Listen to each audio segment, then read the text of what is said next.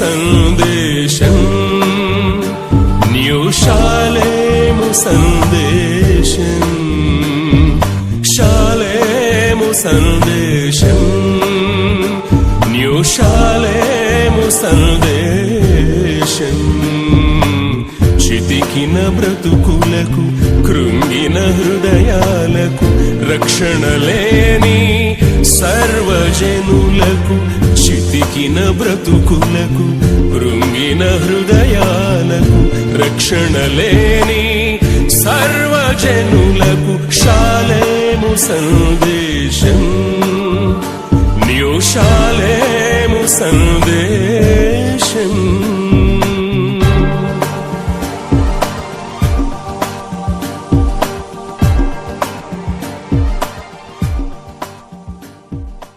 ఒకటి, మన్యము చుట్టూ తిరిగిన ఇశ్రాయేలీయులు పెట్టల్లాగా రాలిపోయారు అంతే. రెండు, వెనుకకు తిరిగిన లోతు భార్య ఏమైపోయిందో తెలుసా? ఉప్పు స్తంభం అయిపోయింది. మన అందరికీ పరిచయం. ఈజిప్ట్ దేశం నుండి బస్సులో వస్తుంటే లెఫ్ట్ సైడ్ని ఇప్పటికీ ఉంటుంది అమ్మగారు. ఎందుకంటే నేను చూశాను కాబట్టి చెప్తున్నానండి. ఈజిప్ట్ దేశం నుండి బస్సులో వస్తుంటే లెఫ్ట్ సైడ్లోనే ఉంటుంది. ఈజిప్ట్ దేశంలో, ఇజ్రాయెల్ దేశంలో ఎక్కువ ఉప్పు స్తంభాలు ఏర్పడతాయి. మన దేశాల్లో అవి జరగవండి, అక్కడ ఎక్కువ జరుగుతాయి. అందుకే ఇజ్రాయెల్ దేశంలో కూడా ఏ సముద్రం ఉందో తెలుసా? ఉప్పు సముద్రం ఉంది. ప్రియులట, దేవుని దూత, యజమాని, భర్త, పిల్లలు కూడా బతిలాడుతారు, అమ్మా వెనక్కి తిరిగి చూడొద్దంటున్నారు దేవుని దూత. వెనక్కి తిరగబాకు, వెనక్కి తిరగబాకు. ఆమె మనసంతా, చూపంతా వెనక్కి తిరుగుదాం, వెనక్కి తిరుగుదాం. వెనకకు తిరిగిన లోతు భార్య ఉప్పు స్తంభం అయిపోయింది. ప్రియులరా, నన్ను మాట్లాడినివ్వండి. ఈ కడవరి దినాల్లో ఎంత త్వరగా రక్షణ పొందుతున్నారో అంత త్వరగానే వెనక్కి వెళ్ళిపోతున్నారండి. ఇది వాస్తవం. ఏదో ఒక్క ప్రసంగానికి, ఏదో ఒక్క పాటకి, ఏదో ఒక్క ఆరాధనకి, ఏదో ఉడుకుతనం లాగా అప్పటికప్పుడు ప్రేరేపించబడుతున్నారు, రక్షణ పొందుతున్నట్టు కనపడుతున్నారు. మరలా వచ్చే నెలకు వచ్చేసరికి రోతు భార్యలాగా లోకం వైపు తిరుగుతున్న వాళ్ళు చాలామంది ఉన్నారు. అట్టివారితో దేవుడి దినాన్ని మాట్లాడుతున్నాడు. ప్రియులరా, తన భక్తి విడిచిన వాని మార్గములో వానికి వెక్కసమగును. బైబిల్ చెప్తున్న మాట. భక్తి విడిస్తే నీ మార్గాలన్నీ నీకు వెక్కసమైపోతాయి తల్లి, తట్టుకోలేవు. ఎంత త్వరగా మందిరానికి వస్తున్నావో, ఎంత త్వరగా బలలో చేవేస్తున్నావో, ఎంత త్వరగా హృదయాన్ని దేవునికి ఇస్తున్నారో, ఎంత త్వరగా రక్షణ పొందుతున్నారో, ఎంత త్వరగా కన్నీరు కారుస్తున్నారో, ఎంత త్వరగా ప్రసంగానికి, పాటకి టెంప్ట్ అయిపోయి అబ్బో పశ్చాత్తాపడేస్తున్నారో, అంతే త్వరగా వెనక్కి తిరిగేస్తున్నారు. పుస్తమ్మం అయిపోతావు, జాగ్రత్త. నవ్వుల పాలు, అపహాస్య పాలు అయిపోతావు. ఇప్పటికి వచ్చే వాళ్ళందరూ లోతు భార్య బొస్సాగా అలాగా చూస్తారు, ఎగతాళిగా నవ్వుతారు, వెళ్ళిపోతారు. ప్రియులరా, దేవుడు మనల్ని నవ్వుల పాలు చేయడానికి పుట్టించలేదమ్మా. దేవుడు అన్నాడు, చూడవలసిన పనిలేదు, విజయోత్సవముతో నేను మిమ్మల్ని ఊరేగిస్తాను అంటున్నాడు. చప్పట్లు కొట్టి బిగ్గరగా దేవునామాన్ని మహింపరుద్దామండి. కీర్తనలో 78వ అధ్యాయం 57వ వచనం, 78వ కీర్తన 57వ వచనంలో బైబిల్ చెప్తున్నమాట. 78వ కీర్తన 57వ వచనంలో, తమ పితరుల వలె వారు ఎటు తిరిగారమ్మ తల్లి? వెనుకకు తిరిగి ఏమైపోయారంట? ద్రోహులైరి. నేను అంటలేదమ్మా, జాగ్రత్తగా వినాలి. వెనుకకు తిరిగిన వాళ్ళంతా ఎలాంటి వాళ్ళని బైబిల్ చెప్తుందంటే ద్రోహులు. అయ్య బాబు, ఎంత లోతైన గాయం చేసే మాట. నీ శ్రీవారి, నీ భర్త నిన్న ఒక చిన్న మాట అంటే తట్టుకోలేవే. నీ భార్య ఒక చిన్న మాట అంటే తట్టుకోలేవే. కానీ పెంచి 9 మాసాలు మోసి భుజాల మీద అన్ని బాధ్యతలు తీర్చిన తండ్రి ఒక మాట అంటానికి లేకుండా అయిపోయింది, తల్లి ఒక మాట అంటానికి లేకుండా అయిపోయింది, నీ తల్లిదండ్రులు ఒక మాట అంటే తట్టుకోవడానికి వీలు లేకుండా అయిపోతుంది. కానీ నిన్ను దేవుడు వెనక్కి తిరుగుతున్న వాళ్ళు ఏమంటున్నారు తెలుసా? ద్రోహులు. అయ్య బాబు, వెనుకకు తిరిగిన లోతు భార్య ద్రోహి అని చెప్పాలి ఈ మాటను బట్టి. ప్రియులారా, వెనుకకు తిరిగిన లోతు భార్య ఉప్పు స్తంభం అయిపోయింది. కానీ నన్ను చెప్పనివ్వండి ప్రియులరా, ఒక ఆవిడ జీవితము ఒక మధ్యలోనే అధపాతాళానికి వెళ్ళిపోయిందండి. భర్తను పోగొట్టుకుంది, పుట్టింటికి వెళ్ళాలనుకోలే, కానీ వెనకకు తిరగలేదు ఈవిడ, ముందలకి వెళ్ళిపోయింది. ఆవిడ పేరు ఏంటో తెలుసా? ఋతు. ఏమంటదో తెలుసా? అక్కడ ఒక అన్యురాలైనప్పటికీ కూడా ఋతు గ్రంథం 1వ అధ్యాయం 16వ వచనంలో ఆఖరి లైన్లో ఉంటుంది, నీ దేవుడే నా దేవుడు. చప్పట్లు కొట్టరా బిగ్గరగా ఒకసారి. మన మూలవాక్యంలో కూడా జీవము కలిగిన దేవుని వైపు తిరగవలెను. ఒక అన్యురాలైనప్పటికీ కూడా, భర్తను పోగొట్టుకున్నప్పటికి కూడా, యవ్వన వయసులో ఉన్నప్పటికి కూడా, అందులో రూతు పుట్టింటోళ్ళు బాగా రిచ్ అండి. తెలుసా మీకు? రూతు కుటుంబము లేనోళ్ళేం కాదు, చాలా రిచ్ ఫ్యామిలీ. విగ్రహారాధనలో పెట్టింది పేరు వాళ్ళు. వాళ్ళ నాన్నగారి యొక్క వంశస్థులందరూ పూజారులు అంట. పక్కనున్న ఆ దేశంలో బ్రిల్లర్, మోయాబు దేశంలో. రూతు కూడా వాళ్ళ నాన్నగారి తర్వాత పసిపిల్లల్ని ఇలా చేతుల్లో ఎత్తుకొని వాళ్ళ దేవత కింద మంట పెడితే ఆ విగ్రహంలోకి పిల్లల్ని ఇసిరేసే జాబ్ రూతుదే. ఆ గుళ్ళో పనిచేయడానికి వెళ్ళాడు. పక్కనున్న ఇజ్రాయెల్ దేశం నుంచి నయోమి కొడుకు. ఈ నయోమి కుమారుడు ఆ దేవాలయంలో పనిచేస్తుంటే ఈ అబ్బాయి మెళ్ళ 10 ఆజ్ఞల పట్టిడు ఉందట. ఈ రూతు చూసి, ఏంటి నీ మెళ్ళ విచిత్రంగా ఉందేనంటే, ఇది మా దేవుని 10 ఆజ్ఞలమ్మ అన్నాడట. ఏంటో చూస్తాను ఎట్టి అనంటే, ఆ 10 ఆజ్ఞలు చదువుతూ ఆ 10 ఆజ్ఞలకి లోనైపోయి పని మాల రూతు నయోమి కుమారుని పెళ్లి చేసుకుందంటండి. ఇలాంటి ఒక అన్యురాలైనప్పటికీ కూడా, భర్త చనిపోయినా కూడా ఈమె వెనుకకు తిరగల లోతు భార్య వలె. దేవదూత చెప్పలా, ఎవరు చెప్పలా. అందుకే రూతు యేసు వంశావళిలోనికి వచ్చింది. చప్పలు కొట్టరా బిగ్గరగా, చప్పలు కొడదాం. ఈ దినాన్ని ప్రియులరా, మనం ఎటు తిరుగుతున్నాం, మన కుటుంబం ఎటు తిరుగుతుంది. 3వ విషయాన్ని నేను జ్ఞాపకం చేస్తాను. ఎవరు ఎటు తిరిగి ఏమయ్యారు, నేను ముగింపులోనికి రావడానికి ప్రయత్నం చేస్తాను. వినండి ప్రియులరా. ఇర్మియా గ్రంథం 31వ అధ్యాయం 22వ వచనాన్ని చదువుదామండి. ఇర్మియా గ్రంథం 31వ అధ్యాయం 22వ వచనంలో బైబిల్ చెప్తున్నమాట. ఇర్మియా 31:22, మీరు ఎన్నాళ్ళు ఇటు అటు తిరుగులాడుదురు. ఇది 3వ రకం మనుషులండి. 3వదిగా ఎవరు ఎటు తిరుగుతున్నారంటే, ఇటు అటు తిరిగిన విశ్వాసఘాతకులు. వీళ్ళ పేరు అదే. ఇక పక్కనే రాయబడింది. అమ్మ ఉందరా తల్లి? ఇర్మియా 31:22, నీవు ఎన్నాళ్ళు ఇటు అటు తిరుగులాడుదువో విశ్వాసఘాతకులారా. వెంటనే వరకు పేరు పెట్టేదారండి. 3వదిగా ఇటు అటు తిరిగిన విశ్వాసఘాతకులు. నా చేతులు జోడించి చెప్తాను, ఉన్నారా అమ్మా ఇక్కడ ఎవరైనా? ఒక వారం మందిరంలో, ఒక వారమేమో లోకంలో, ఒక వారమేమో ప్రార్థనలో, ఒక వారమేమో శరీరాశారమైన ఆశలు తీర్చుకోవడంలో. ఒకరోజు కుటుంబ ప్రార్థన, 2వ రోజు కుటుంబ ప్రార్థన లేదు ఇంట్లో. ఒకరోజు దేవుని సన్నిధికి అందరికంటే ముందు రావటం, ఇక 2వ వారం అసలు కనపడకుండా పోవటం. నన్ను మాట్లాడే ఉన్న ఒక కుటుంబ సభ్యునిలాగా ప్రియులరా, ఇటు అటు తిరుగుతున్న విశ్వాసఘాతకుల లిస్టులో ఉన్నావా? దేవుడు నీతో చెప్తున్న మాట, జీవము కలిగిన దేవుని వైపు తిరుగుదువుగాక. ఇటు అటు తిరగటం మూలాన నన్ను విషయం చెప్పనివ్వండి, ఇటు అటు తిరిగేది ఎవరో తెలుసా? అటు ఇటు ఇటు అటు తిరుగుతూ ఈడు కూడా వెళ్ళాడంట పరలోకానికి. దేవాదేవుడు అడిగాడట, ఎవరబ్బా యాడ్ నుంచి వస్తున్నావు అంటే, భూమి మీద అటు ఇటు తిరుగుతూ వస్తున్నాను అన్నాడంట.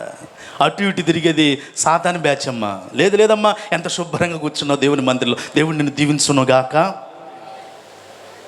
లోకాశల్లోనికి, శరీరాశల్లోనికి, నేత్రాశల్లోనికి, కాసేపు ఆరాధనలోని, కాసేపు దేవుని సేవ, అటు ఇటు ఇటు అటు సాతానులో తిరిగితే విశ్వాసఘాతకము. ఇస్కరియోతు యోధాలాగా ఉంటావు. 3.5 సంవత్సరాలు ప్రేమించి పోషించి అన్నీ చేస్తే, అంత ప్రేమిస్తే ఇస్కరియోతు యోధా ఇటు అటు తిరిగాడు. కాసేపు యేసుప్రభు దగ్గరికి వస్తున్నాడు, కాసేపు ఏమో 30 వెండి నాణాలు ఇచ్చే వాళ్ళ దగ్గరికి వెళ్తున్నారు. ఇక్కడ ఇన్ఫర్మేషన్ లాగుతున్నాడు, అక్కడ ఇన్ఫర్మేషన్ ఇచ్చేస్తున్నాడు. ఇక్కడ యేసు బలలో ముఖం ఉంచుతున్నాడు, అక్కడికి వెళ్ళిపోయి 30 వెండి నాణాలు లెక్కేసుకుంటున్నాడు. ఇటు అటు తిరిగే బ్యాచ్ అన్నమాట. చివరికి ఇస్కరియోతు యోధా ఏమైపోయాడు నేను చెప్పాల్సిన పని లేదు. పొట్ట పగిలి ఊరి పెట్టుకొని ఏమయ్యాడండి? అయ్యో ఎంత విచారమైన 3.5 సంవత్సరాల శిష్యరేఖం ఇచ్చే జీతం అదే. యేసుతో కలిసి యేసుది చేతులార శారీరకంగా పట్టుకొని ఎంత మధురమైన అనుభూతి అండి.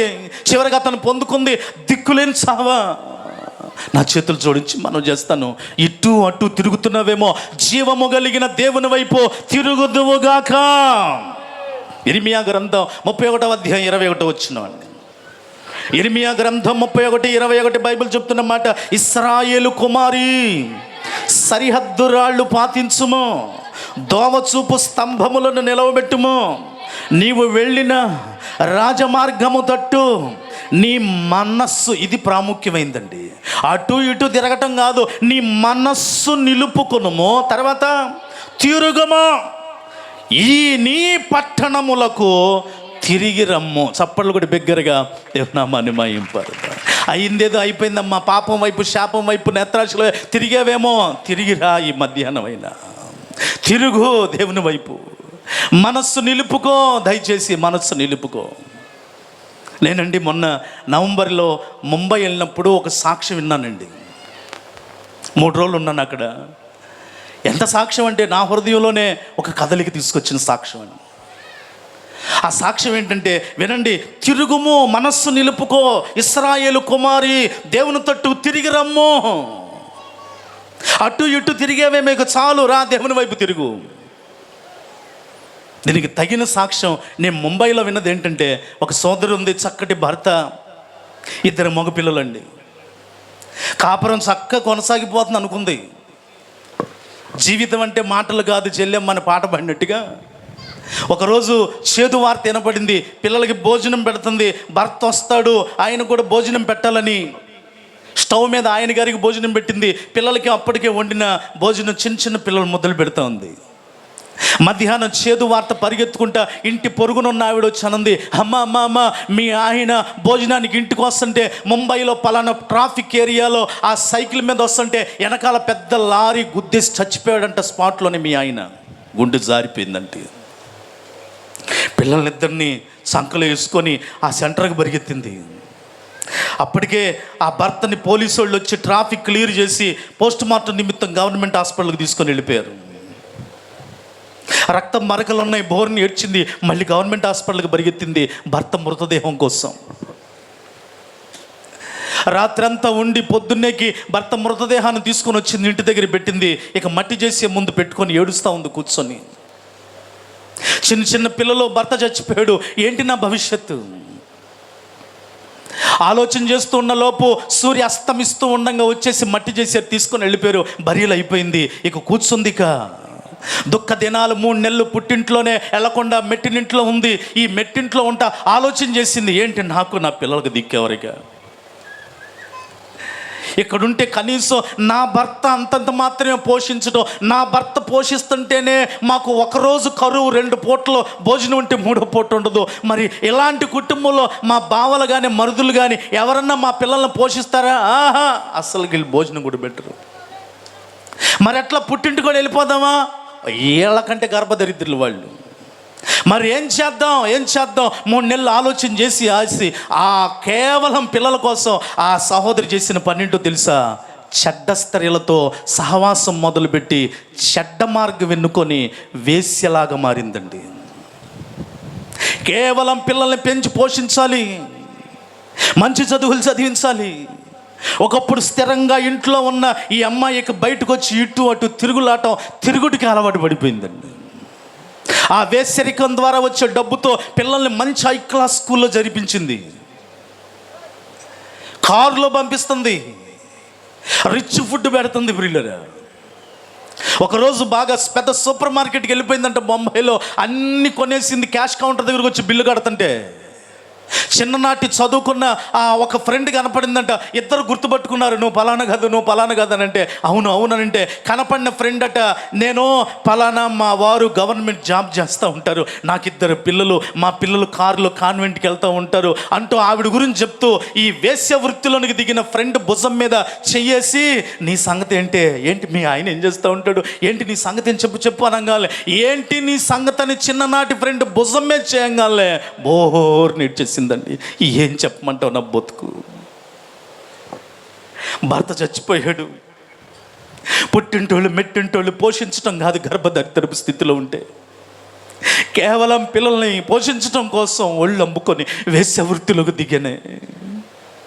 కేవలం నా పిల్లల కోసం వేసే వృత్తిలోకి దిగాను అనగానే ప్రియులరా, ఆ వచ్చిన ఫ్రెండు విమర్శించడానికి ఇష్టపడలా. ప్రేమ దోషములను కప్పును అన్నట్టుగా ఆ వచ్చిన ఫ్రెండ్ కన్నీళ్లు తుడిచి అంటది, సరేలే ఏడవబాకు అంటూ ఒక్క మాట చెప్పిలింది. మేము ఇంత స్థితిలో ఉండడానికి కారణం ఏంటో తెలుసా? మేము యేసయ్యను నమ్ముకొని పలానా చర్చికి వెళ్తుంటాం అంది ఆ ఫ్రెండ్. నీకేం ఇబ్బంది లేకపోతే నేనేమనను, నీ వృత్తి నీది, నువ్వు ఎందుకు వచ్చావో చెప్పేసావు, నేను విమర్శించను. నీకు ఇబ్బంది లేకపోతే నేను పలానా చర్చికి వెళ్తూ ఉంటాను, నువ్వు కూడా ఈ చర్చికి రేపు ఆదివారం ఎందుకు రాకూడదని చర్చ్ అడ్రస్ రాసి చెల్లింది. ప్రియులరా, ఎందుకో తెలియదు, ఆ ఫ్రెండ్ మాట ప్రకారం ఆదివారం 2 పిల్లల్ని వేసుకొని పొద్దునే చర్చికి వెళ్ళిపోయింది. ఇక ఈ లోకం వైపు, పాపం వైపు, వేశ్య వృత్తి వైపు తిరిగిన ఈ సోదరి సడన్గా కాసేపు దేవుని వైపు అలా తిరగడం ప్రారంభించింది. మందిరానికి వెళ్ళిపోయింది. అప్పుడే చర్చ్ అంతా ఫుల్ అయిపోయింది. వెళ్ళిపోయి మధ్యలో ఖాళీ ఉంటే కూర్చుంది, వెనకాల ఫుల్ అయిపోయింది. ఈలోపు దేవుడు మాట్లాడుతూ ఉన్నాడు సేవకుడు ద్వారా. ఏంటో తెలుసా? నీ పాన్పు నిష్కల్మషంగా ఉండవలేనో. ఆయన వ్యభిచార వృత్తి గురించి, వేశ్యల గురించి 30 గంట మాట్లాడేసరికి ఈ అమ్మాయి అనుకుందంట దేవుడు నాతోనే మాట్లాడుతున్నాడు. బోర్న చిన్నపిల్ల ఏడ్చినట్టు ఏడుస్తూ ఉందట. ప్రార్థన అయిపోయింది, చందా పట్టణం అయిపోయింది, ఆశీర్వాదం అయిపోయి అందరూ లేచి వెళ్ళిపోతున్నా కూడా ఈ అమ్మాయి మాత్రం బోర్ని ఏడుస్తూ ఉంది. పిల్లలు కూడా మమ్మ ఏడుస్తుందండి, వీళ్ళు కూడా ఏడుస్తున్నారండి. పాస్టమ్ గారు వచ్చి, అమ్మ కొత్త ముఖం ఎప్పుడు చూడలేదు, ఎందుకు ఏడుస్తున్నావు అంటే, వాళ్ళతో తన జీవితం అంతా చెప్పుకుంది, నా బతుకు పలానయ్యా, భర్త చచ్చిపోతే కష్టం మీద పిల్లల కోసం వేసేలాగా మారిపోయాను, నా బ్రతుకు అటు ఇటు తిరిగే బతుకు అయిపోయింది, మన చుట్టూ తిరిగే బతుకు అయిపోయింది, వెనక్కి తిరిగి చూసే బతుకు అయిపోయింది. కానీ పరిశుద్ధాత్మ దేవుడు నాతో మాట్లాడాడు, ఇది రక్తపు కూడు, ఇది అపాన్పు నిష్కల్మషంగా ఉండాలి, నీతితో కూడినది, రొట్టె ముక్క అయినా చాలని మాట్లాడారయ్యా. సేవకుడు అదే చెప్పాడంటే, వద్దమ్మా, నీతితో కూడిన పైసాతనన్న గవర్నమెంట్ స్కూల్లో చదివించిన పిల్లలు ప్రయోజకులు అవుతారంటే, ఇంకా అక్కడి నుంచి ఒకటే సేవకుల పాదాలు 2 పట్టుకొని ఉంది, అయ్యా నా 2 పిల్లలు నేను ఇక్కడే ఉంటామయ్యా, ఇక్కడే పాచి పని చేస్తాం, ఇక నేను వెళ్ళనీక, వెనక్కి తిరగనిక, మన్నిము చుట్టూ తిరగనీక, అటు ఇటు తిరగనీక, జీవము కలిగిన దేవుని వైపు తిరుగుతానీక, నన్ను ఉండనివ్వండి అయ్యా అని దండం పెడితే సేవకులు ప్రేమ కలిగిన వారండి. ఉండమ్మా, మా పిల్లలతో పాటు కలో గంజో పోస్తామంటే 3 నెలలు మందిరాన్ని విడిచిపెట్టకుండా ఉందండి. 3 నెలల ప్రవర్తన అంతా మారటం పాస్టమ్మ గారు చూశారు. 4 నెలల బాప్టిసం తీసుకుంది అమ్మాయి. 4 నెలల బాప్టిసం తీసుకున్న తర్వాత ఇక సేవకులకు చెప్పింది, అన్న నేను ఇక బయటకు అద్దెకి తీసుకుంటాను, నా బ్రతుకంతా మార్చుకున్నాను, నా పిల్లల్ని పెంచుకుంటాను. వెరీ గుడ్ అమ్మా.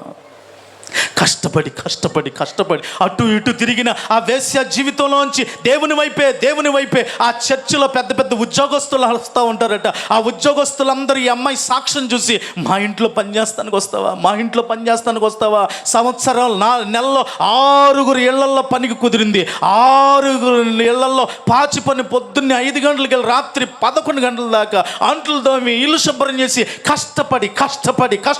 కష్టపడిన సొమ్ముతో పిల్లలు పెంచి పెద్ద చేసి ఉన్నతమైన చదువులు చదివించిందండి. ఈ రోజున ప్రియులరా, బాంబే అదే పట్టణంలో ఆ 2 పిల్లల్లో పెద్ద ఆయనేమో కలెక్టర్గా జాబ్ చేస్తున్నాడు, రెండో ఆయనేమో పెద్ద సంఘానికి పాస్టర్గా పనిచేస్తున్నాడు. ప్రియులరా, ఆ చర్చిలోకి వెళ్ళినప్పుడట అందరు మీకులాగా ఆమె రాంగాలను చప్పలు కొడతారట.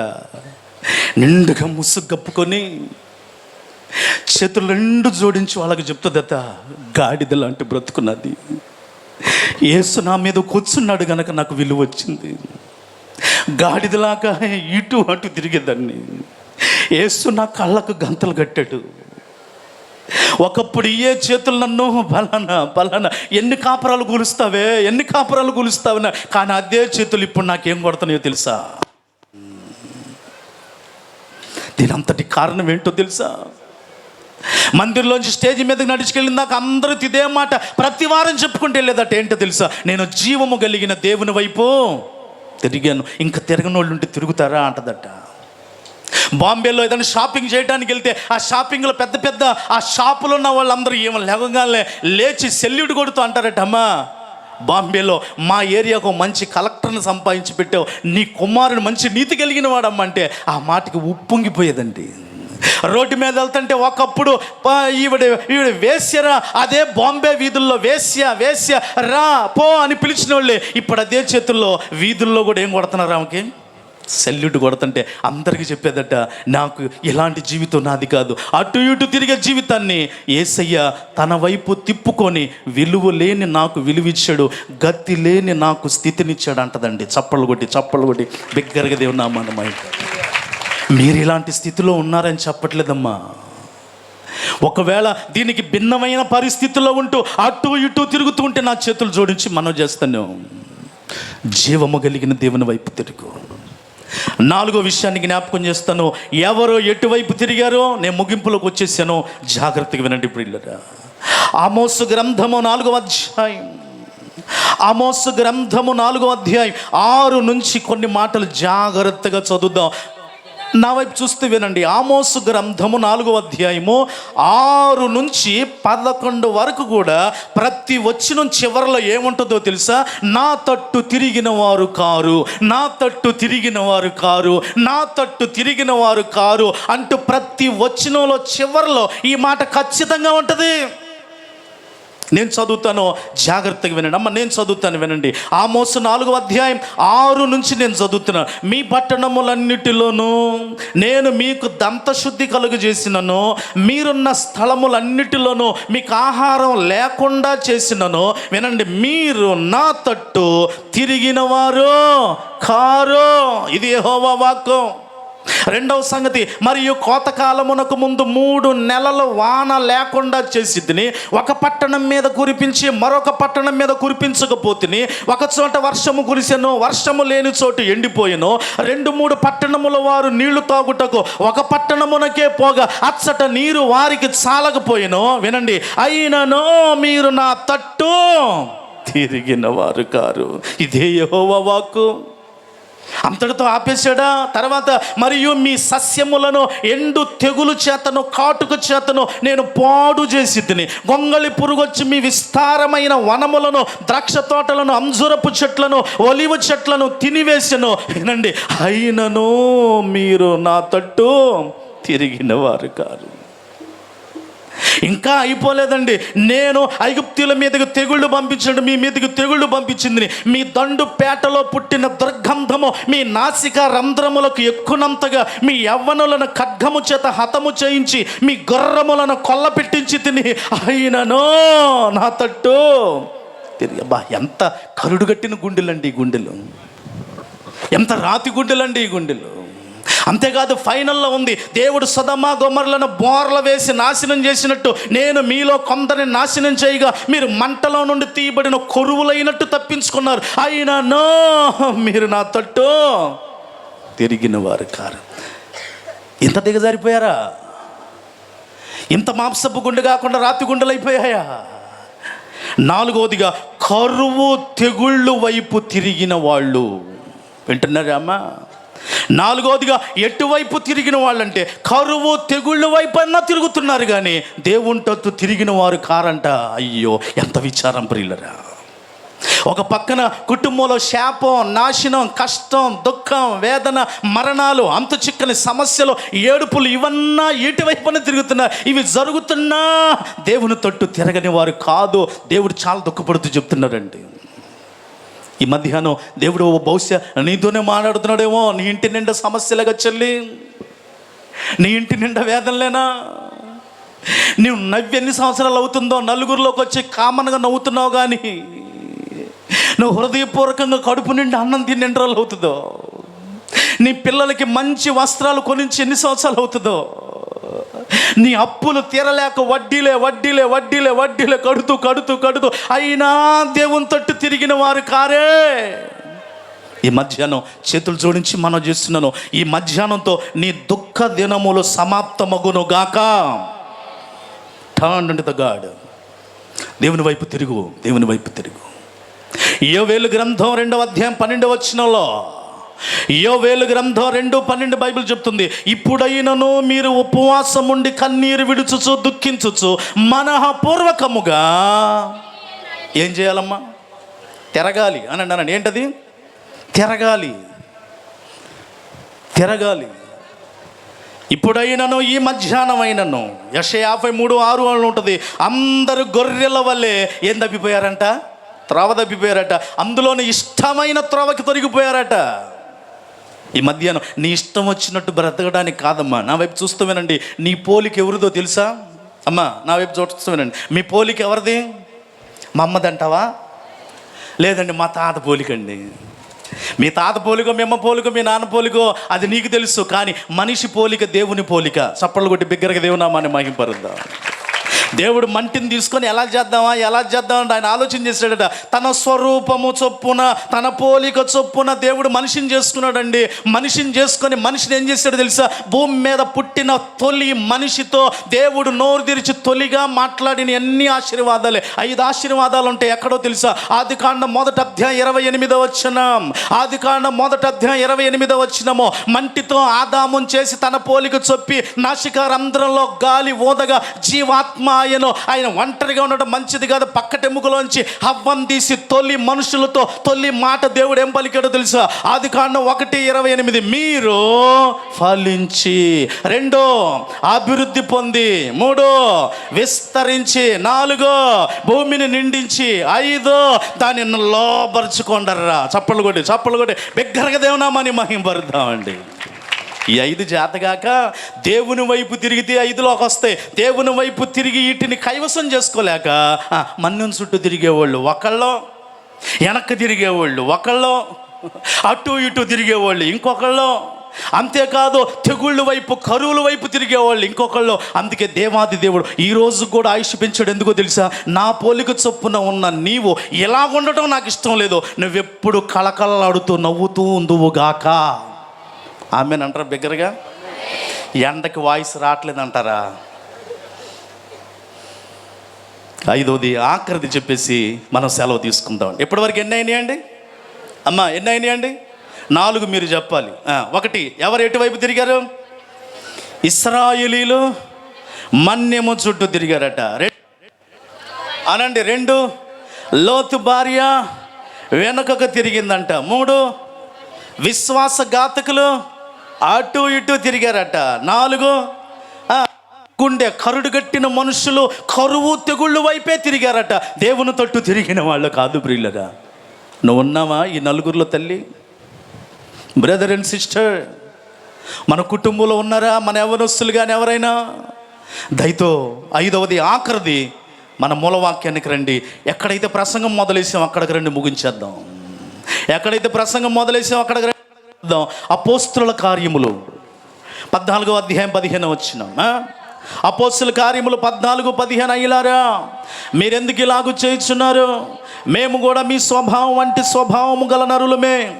మీరు ఈ వ్యర్థమైన వాటిని విడిచిపెట్టి ఆకాశమును, భూమిని, సముద్రమును, వాటిలో ఉండి సమస్తమును సృజించిన, వినండి, జీవము గల దేవుని వైపు తిరగవలెనని. 5వది ఆఖరిది దేవుని వైపు తిరిగిన వారు. చప్పట్లు కొట్టండి బిగ్గరగా చప్పట్లు కొట్టాలి. ఈ మధ్యాహ్నం తీర్మానం చేసుకో, ఇక ప్రభువా మన్యం చుట్టూ తిరిగిన కాలం చాలయ్యా, దేవుని వైపు తిరుగుతాను. వెనకకు తిరిగిన కాలం చాలు ప్రభువా, దేవుని వైపు తిరుగుతాను. అటు ఇటు తిరిగిన కాలం చాలు ప్రభువా, ఇక దేవుని వైపు తిరుగుతాను. కరువు తెగుళ్ళ వైపు తిరిగిన కాలం చాలు ప్రభువా, ఇక దేవుని వైపు తిరుగుతాను. నేను దేవుని వైపు తిరుగుతాను. అపోస్తుల కార్యములు 9:35 చదవండి. దేవుని వైపు తిరిగిన వాళ్ళు ఎవరండి? దేవుని వైపు తిరిగిన వాళ్ళు ఎవరు? అపోస్తుల కార్యములు 9:35.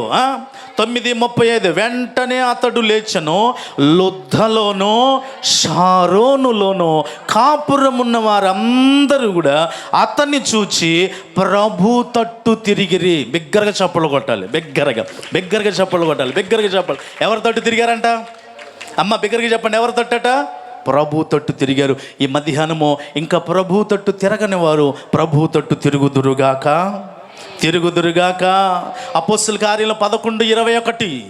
అపోస్తుల కార్యంలో 11:21 కూడా ప్రభు హస్తము వారికి తోడయుండెను గనుక నమ్మిన వారందరూ ఏ తట్టండి అనండి, ఏ తట్టండి? ప్రభు తట్టు తిరిగారు. ప్రియులరా, అమ్మ ఈ మధ్యాహ్నం ప్రభు తట్టు నేను తిరుగుతాను. ఎన్నాళ్ళు ఈ పై 4 తట్టు తిరుగుతూ వచ్చి ఇక్కడ కూర్చున్నాను. నువ్వు అంటావు చూసావు పిల్లోడితో, ఎరా ఊరంతా తిరిగి వచ్చావా? తిరిగిన మళ్ళీ ఆడకొచ్చావు అన్నావు కమ్మా. ఆడకి ఆడ తిరిగిన ఆడకి రావాలి.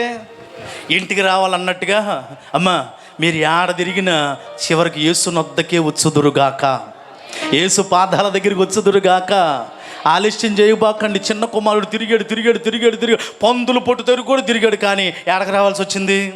తండ్రి దగ్గరికి రావాల్సి వచ్చింది. అదిగో బొంబాయిలో వేశ్య పిల్లల కోసం ఎటో తిరిగిన చివరికి ఎవరి దగ్గర రావాల్సి వచ్చింది? యేసు పాదాల దగ్గరికి వచ్చింది. సమరయస్త్రీ ఎటు తిరిగినా ఎవరి దగ్గరికి రావాల్సి వచ్చింది? యాకోబు యేసుప్రభు దగ్గరికి రావాల్సి వచ్చింది. ప్రియులరా, ఈ మధ్యాహ్నము యేసు నామమున నేను మీకు జ్ఞాపకం చేస్తున్నాను, యేసు వైపు తిరుగుదుము గాక. పైకి లేచి నిలబడదాం. ప్రభువా, నేను నీ తట్టు తిరుగుతానయ్యా.